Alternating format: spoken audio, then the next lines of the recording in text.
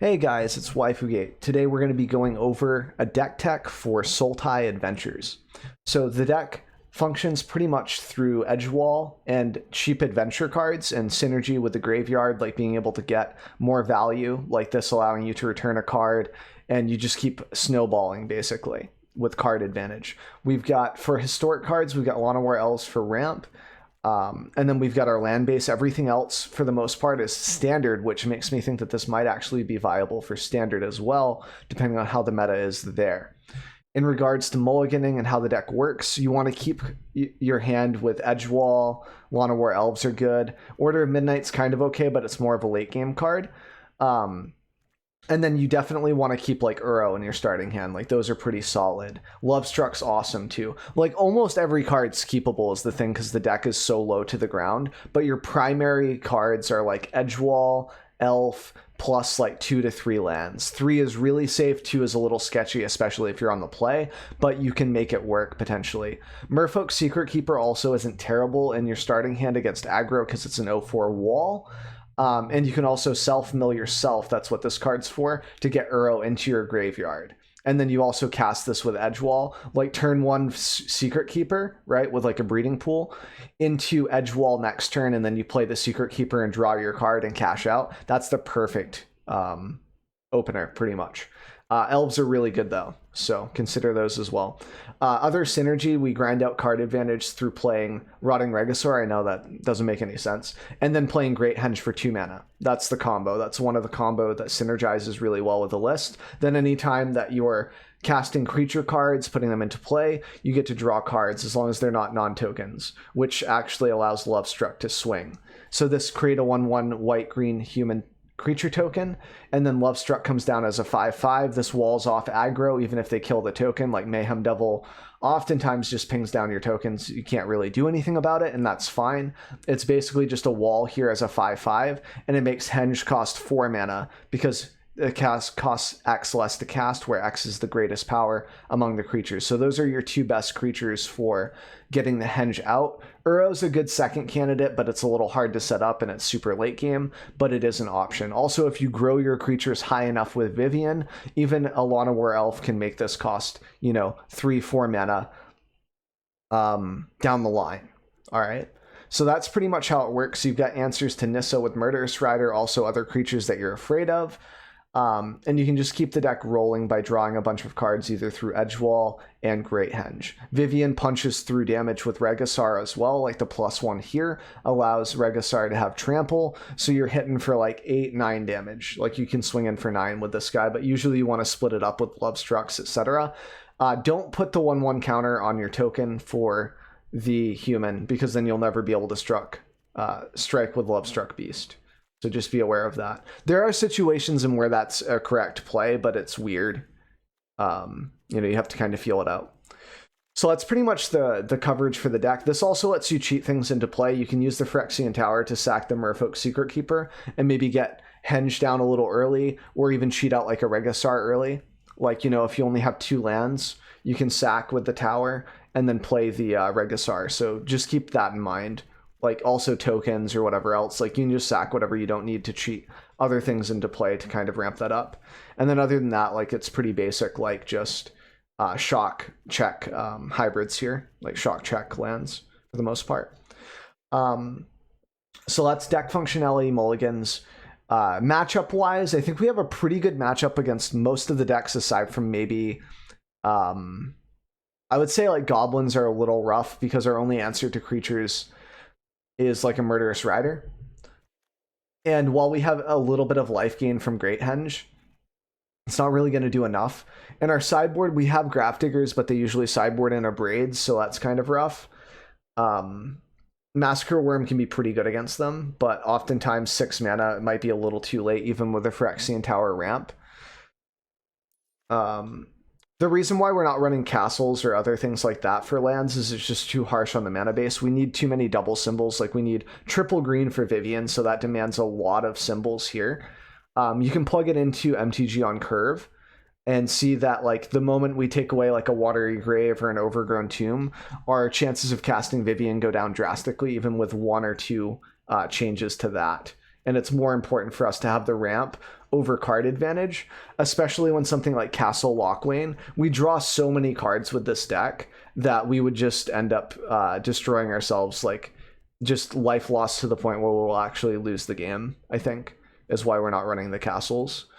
Getting back to the matchups, goblins are really tough just because we don't have a lot of life gain. We have to like swarm the board and then answer like Prospector basically, is the dealio. So goblins, aside from goblins though, like we need Secret Keeper to block, and then we need to deal with the Prospector and other stuff and like get lucky in the sideboard with Massacre Worm. Platinum Angel is also pretty good against them because they can't really damage creatures, but a Braid can just kill this, so that's kind of sad. So this sideboard doesn't really work against them, and Heartless Act is okay. It's just really hard to keep up with goblins is the downside. Everything else though, like Ramp, we do okay against just because we can kill like their key pieces like Anissa, Narset, etc. with Murderous Rider. Lovestruck oftentimes swings down the Narset because turn one you go, Lana War Elves or whatever. And then you can get your Lovestruck down pretty early or your Rotting Regisaur early, and then you can just swing at Planeswalkers pretty easily. So Narset's not too much of a problem. We don't have to worry about Teferi 3 tempoing us anymore. So like Ramp kind of struggles against this list because we also provide a lot of card advantage. Like one board wipe usually isn't enough to shut us down. And we have a very fast clock with Rotting Regisaur, so we demand the wipe early, and then if they wipe too early, we still have gas in our hand. With like Edgewall, etc. So it's kind of nice. Usually we cash in and get all of our cards back, and then by the time they wipe, we have another field to put out onto our hand becomes the field again, and so far, like the cycle goes on. That's basically the summary. So like Ramp isn't too terrible. Thoughtseize hurts us a bit if they grab our card advantage, like Great Henge, so anything running like Esper, Dimir, stuff that really messes with our hand can hurt because they can take away our key pieces, but oftentimes we can recover sometimes with like Order of Midnight, etc. Like it's not too bad.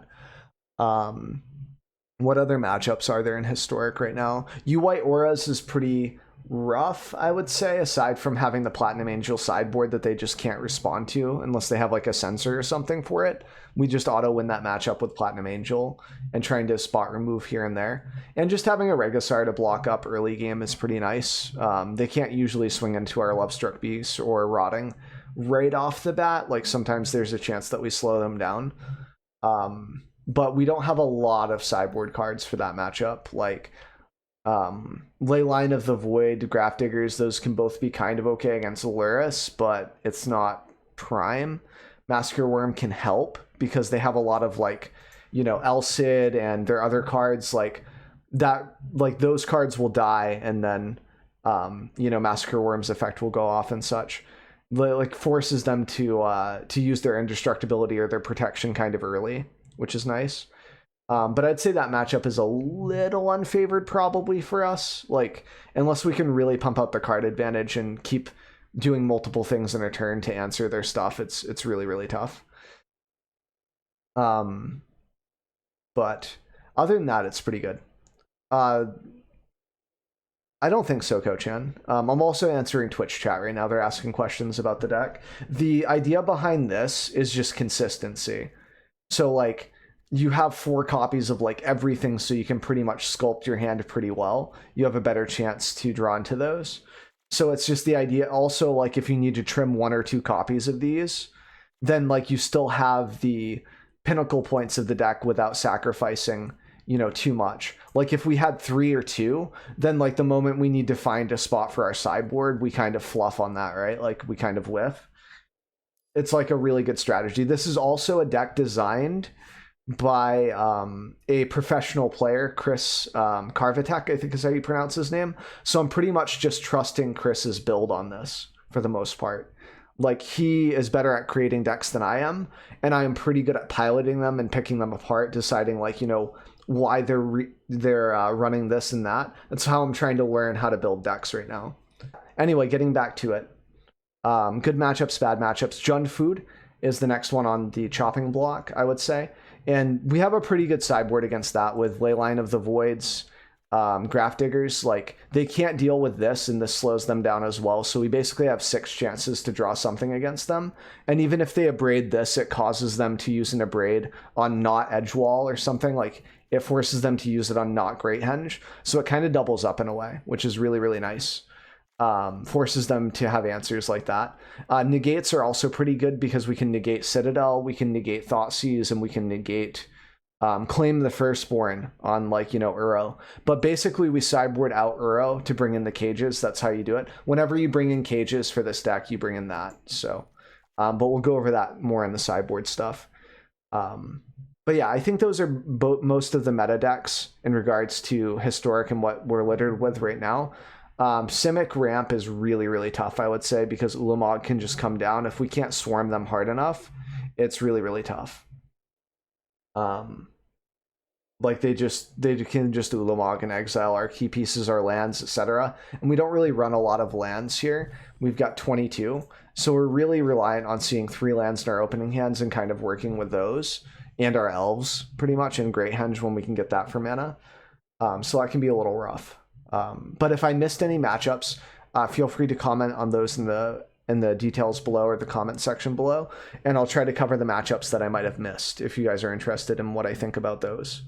And with that being said, we can jump into the sideboard stuff. So we already kind of covered a bit of this. Grafdiggers for goblins and Jund Food, maybe against Uro as well if we fear their Uro more than our own, but usually we just try to ramp as well. Leyline of the Void, this is mainly for Jund and Lurrus, like the Lurrus Sakdos list that runs Croxa, etc. That's what this is for. And then we're able to also bring in Abrades just so we can see multiple copies and slow them down. Massacre Worms has a lot of utility. This can be good against goblins. It can be good against like anything that kind of goes wide, like aggro. Very low to the ground, like Sakdos lists, etc. Like clearing out the Woestriders is not bad with this.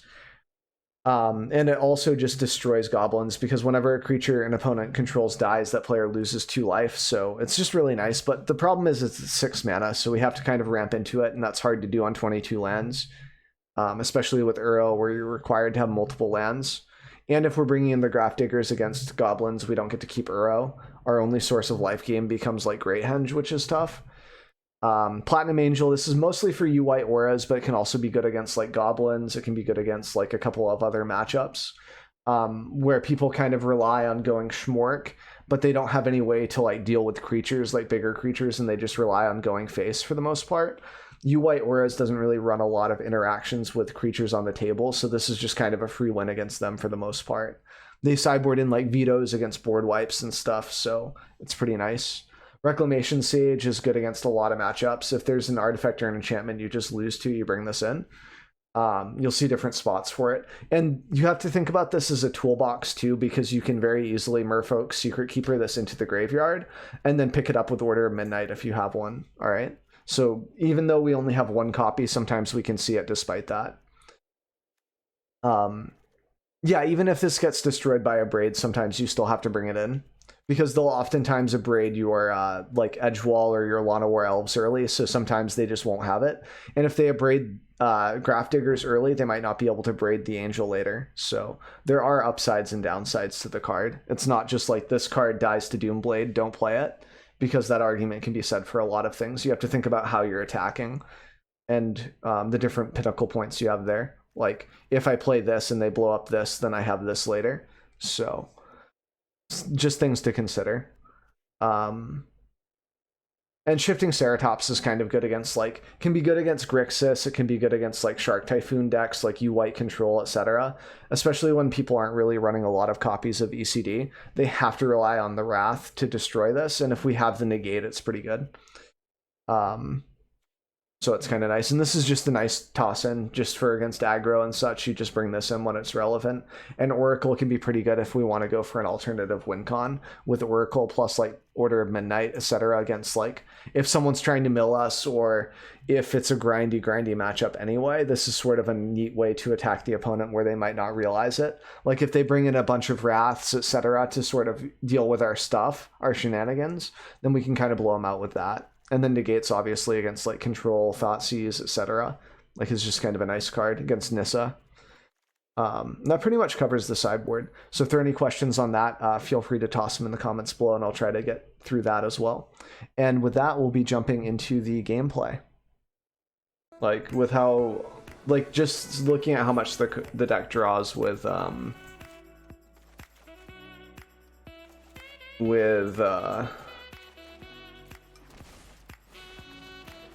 Edgewall and Great Henge, just doesn't seem necessary. I could Uro, but it's a risk. I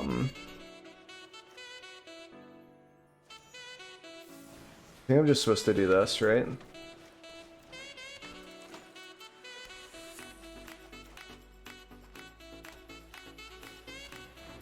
It's a kitty.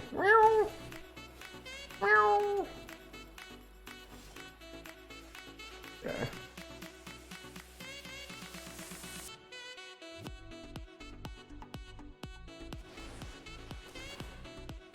I guess maybe I could have kept one green open in case I ripped into an elf.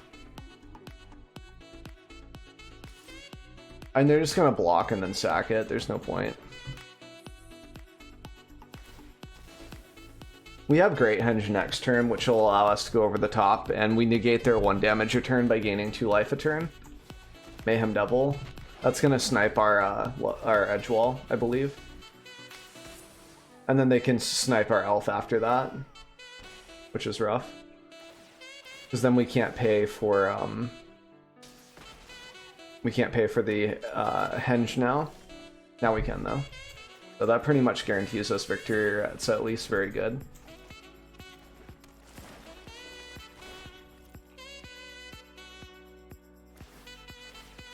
Ah, yeah, that's fine.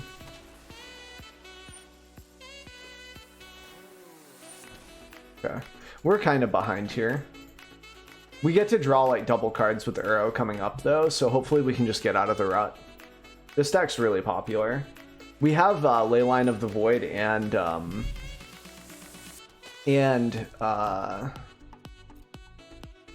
Grafdiggers for this deck though, so it's really good. Just gonna go ahead and elf here.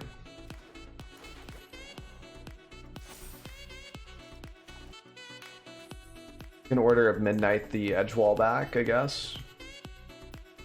Do I want to play against you? Yeah, I can. I can go ahead and self-mill myself as well. But then we don't get to Uro. I think I want to Uro first.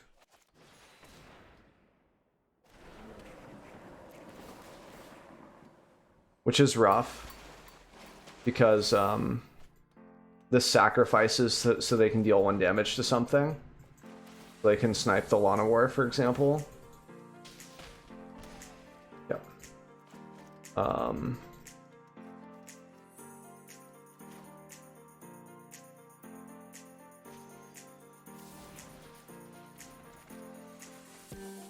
Gonna mill myself for Uro. Then play this as a creature.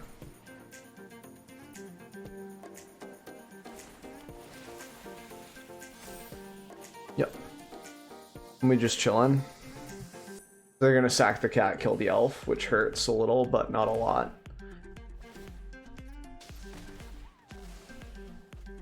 Because the Leyline of the Void also counters the Blood Artist, which is cool.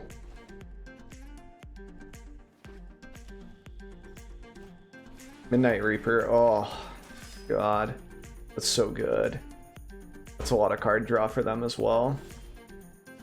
Man, I can't get another land to save my life. I think we run what, like 25? Something like that. We could go Uro here. That would be considered pretty strong, I think.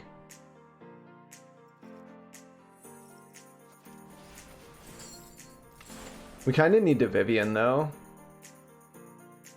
Vivian minus on Mayhem Devil kills it, but then they get a bunch of cards off of Midnight Reaper. I'm not sure which is worse. We need like Murderous Rider, dude. I only have 1 timeout. I could just cast this as a card to see what I draw into. See what that gets us. Another Uro.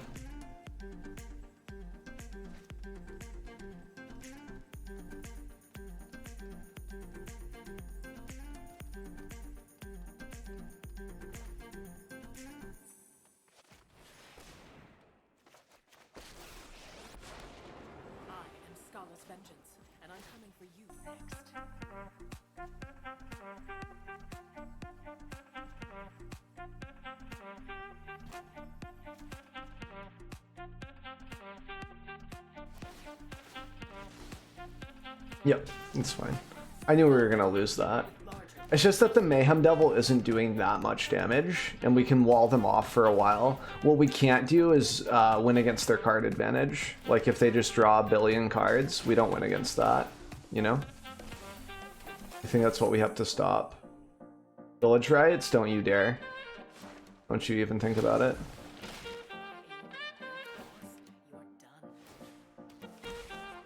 They draw 2 cards, which is probably enough. It's probably into another Midnight Reaper, honestly, which is rough. They could also have Claim the Firstborn, and if they have a 1/1 like the cat to swing with the Love Struck, it hurts a lot. They usually run 2 claims from what I was seeing on Twitter. Priest. Jesus. Okay.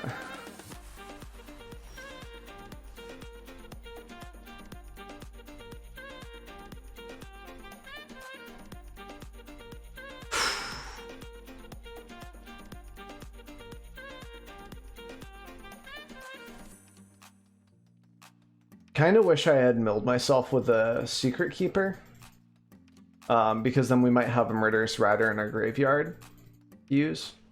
I think what I might have to do is this, draw 2 cards and hope that it's like Murderous Rider plus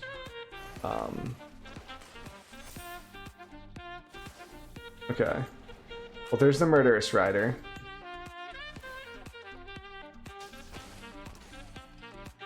Nice.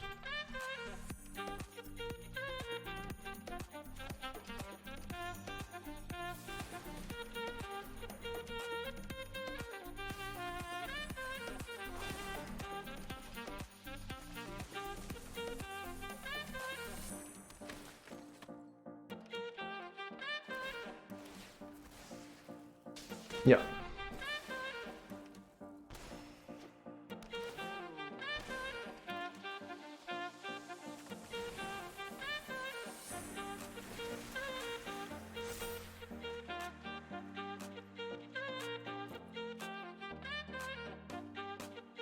Our bottleneck right now is just mana.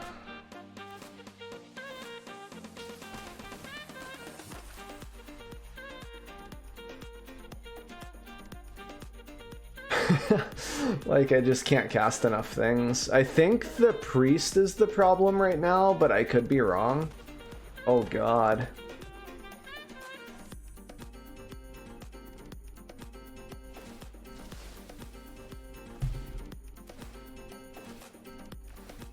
No, it's probably the Mayhem Devil, right? I'm probably just dead.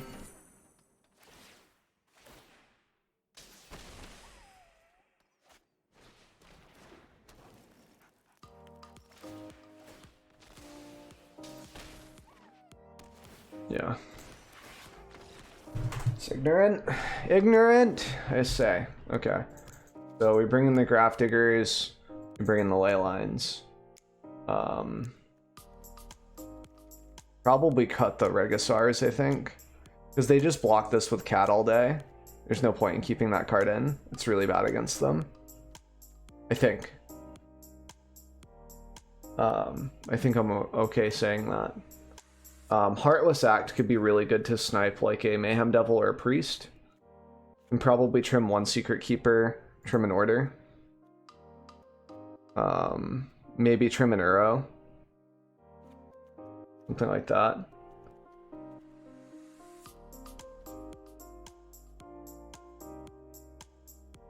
Yeah, this looks pretty close. I don't think we really bring in negates. Maybe for the Citadel and like Thoughtseize, but I don't know if it's worth it. Regisar plus Viv, yeah, but when we're in a grindy matchup and we can't just get through, like discarding cards feels pretty bad in these long matchups.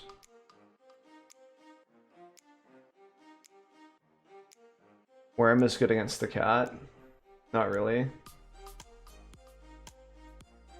Escrow worm. Oh, I see. Yeah, that's funny. I see what you're saying now.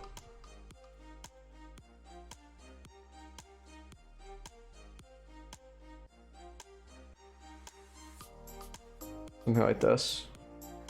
It's gonna be a little bit close. I think Citadel still like kills us, but we'll see what happens.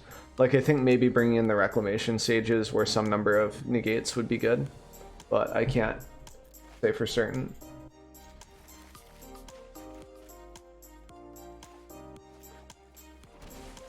It might be that we're supposed to play Cage here, because now if they thought sees us, we're sad.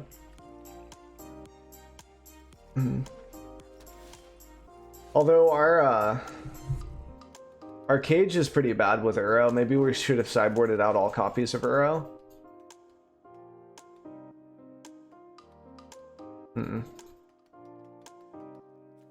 Well, I guess we can use Uro to ramp right now.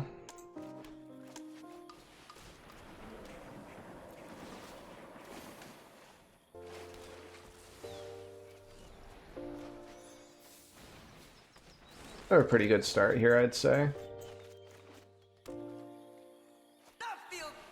Red Horde Butcher. I'll block that all day. Ah, I see. That's fine. That's still worth it. Instead of letting that thing get out of hand.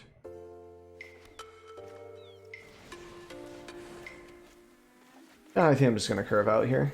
If they want to abrade that or do something, that's fine.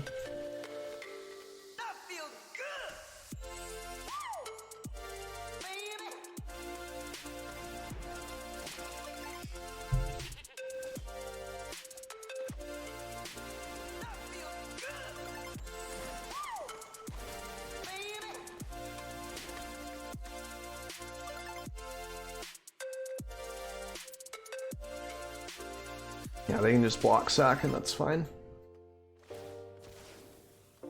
We might take 3 damage from that and that's okay. Still want them to get the token off the field just in case so they can't like priest it or something, you know? And it's still good to put on the offense there. Okay.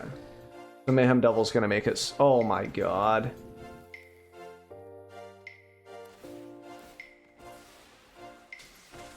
Okay. It's not the worst, I guess. We still have another Love Struck Beast to cast. So. We can also snipe the Mayhem Devil here. Oh no, we can't. Can we? If we draw into another land, we can. If we draw into another black source.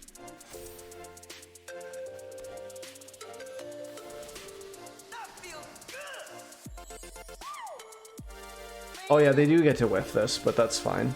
I guess I could have gotten the Woe Strider if I wanted to keep the creature. But this is fine. Still. Okay. Wow. Yeah, nice. How about you read Graph Diggers?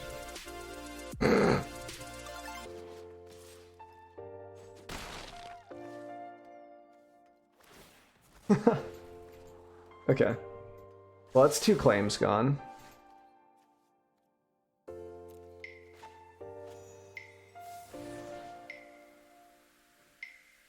I think I bring back the Murderous Rider, right?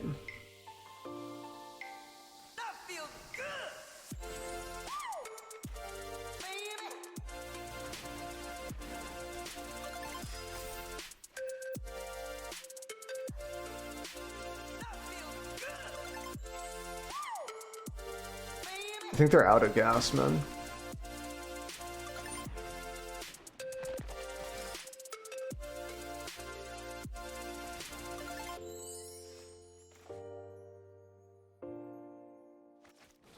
This counters their Midnight Reaper as well. Goat cheese pizza, nice. That sounds awesome. Because if they're exiled, they don't die, right? That's how that works, I believe. And we're gaining enough life that this doesn't even matter. Like, they're just done. Yep. Taking it like a boss. Yep.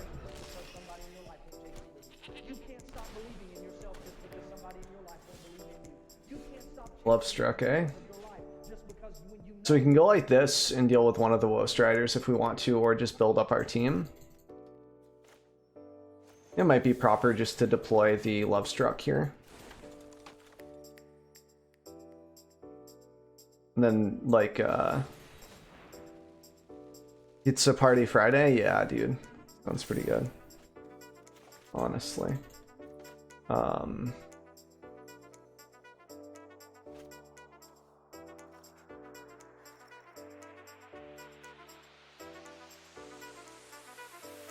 mean, I can just chill on the Midnight Reaper, right?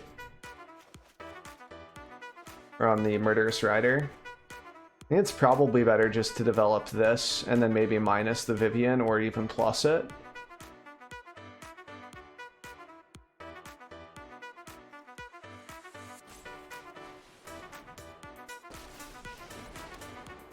Because if I plus the Vivian, it's hard for them to kill it. Like, I could just plus and give Love Struck and, like, Midnight Reaper tokens. Or, like, the token here, potentially.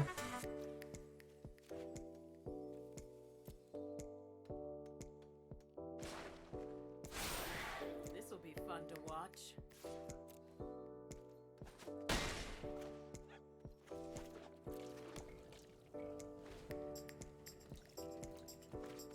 Mayhem Devil. And they can get rid of my token.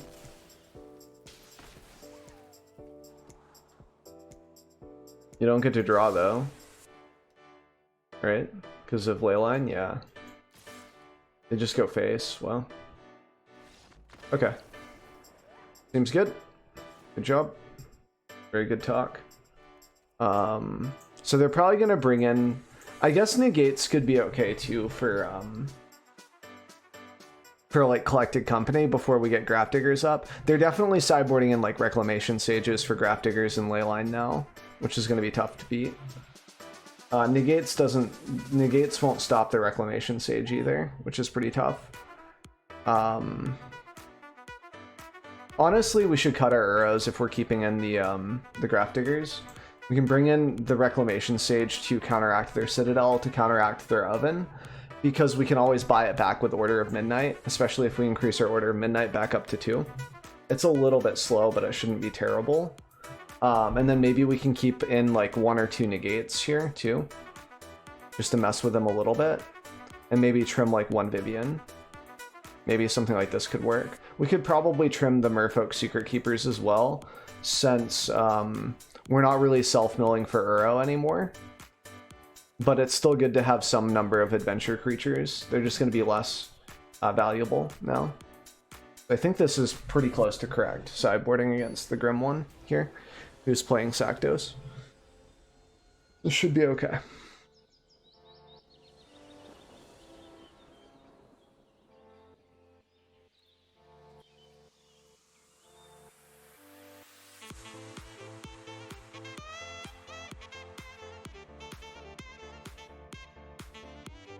This deck feels pretty fun though.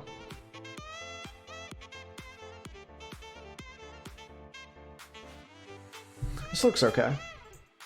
I'm okay with it. Probably gonna straight up develop the edge wall here.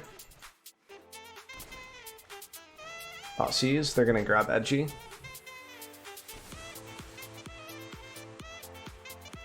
Which makes our starting play a little bit easier. We just develop the token here.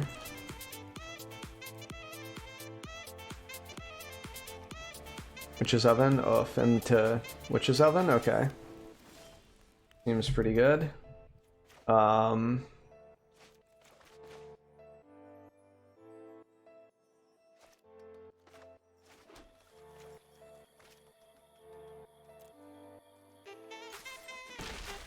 think I just chill out. Hold up the negate for Thoughtseize. Yeah, that's rough.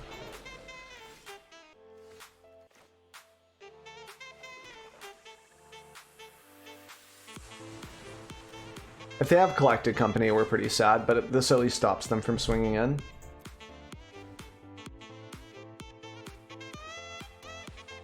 Okay.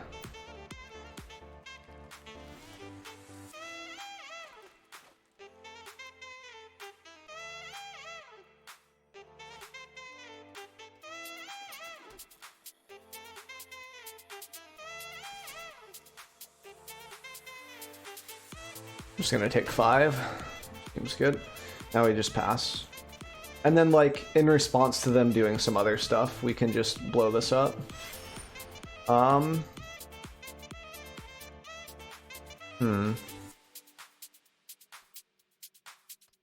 Yeah, you can highlight my cards. That helps your cause a lot.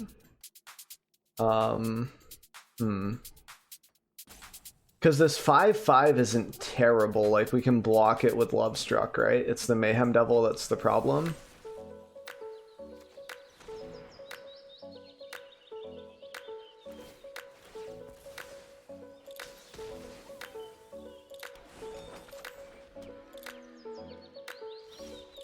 The extra mana, but they can only use it to, like, cast certain things. Like, it's not that bad. Whatever. Like, what are they going to use the mana for? They only have 1 black there. You know?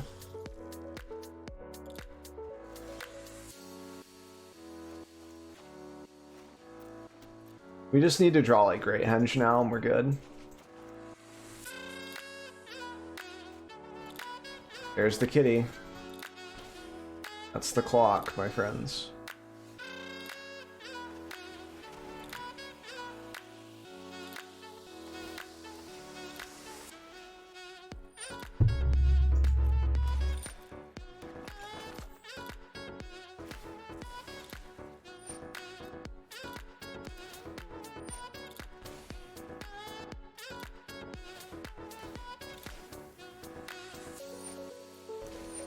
We're still taking some damage here, but then Blood Artist shuts off. Like, everything gets shut off after this.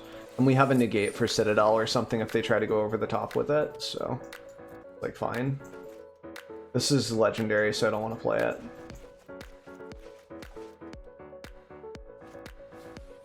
No. How about no? You don't take my Love-Struck Beast. How about that? How about you stay away from my creatures and you play with your own stuff?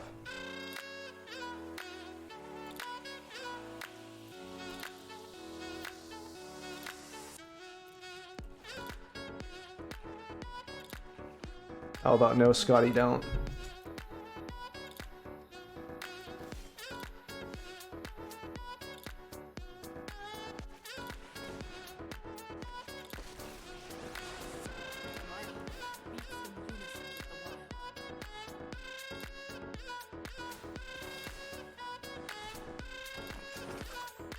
Okay.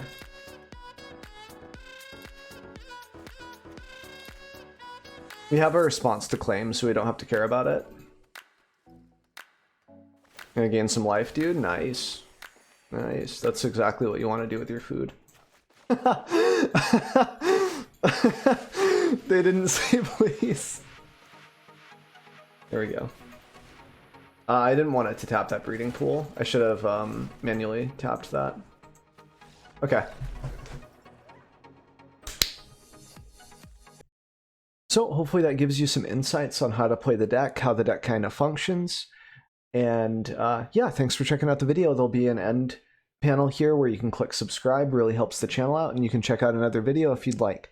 And thanks again for watching the video. See you guys soon.